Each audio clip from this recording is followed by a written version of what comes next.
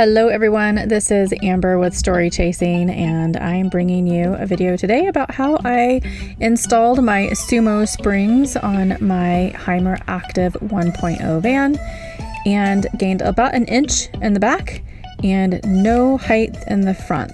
There are two reasons I decided to get the Sumo springs. One is to gain that inch of height in the back of the van, and also to provide a stiffer ride so that there's less sway as you turn around corners or go over bumps. The actual springs that I purchased were Sumo springs. For the back, they are the yellow bumps that you see here.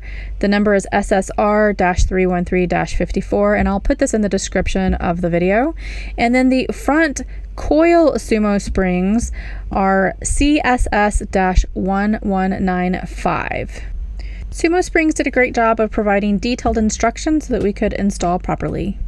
This red bump is the original bump that came with the Hymer, and it also measures at 31 inches in height from bottom to top. So we're going to test that at the end to see how much height we actually gained in the back.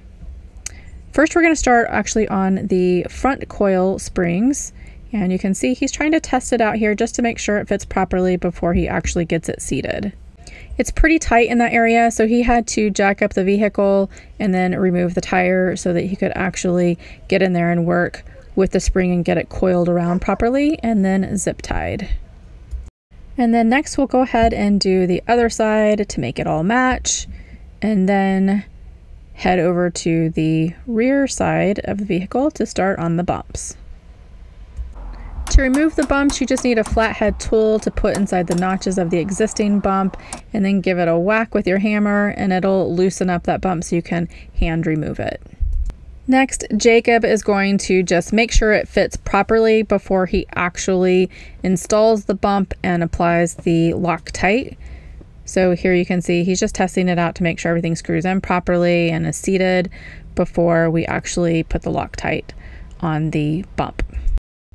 Inside of the Sumo springs box came with some Loctite that Jacob is applying here to the actual screw and then applying the Sumo spring permanently. And you can see here that we actually got a 1-inch lift from 31 inches to 32 inches. So a total of 1-inch lift in the back. A huge thank you to Oakmont Service Center in Eugene, Oregon, and Jacob, who did the install of the Sumo springs. I really appreciate their work. They did an amazing job. Overall, I have no regrets whatsoever about getting the Sumo springs. They did exactly what I wanted them to do, which was give that 1-inch lift in the back and also to provide a more stable ride, especially around those corners.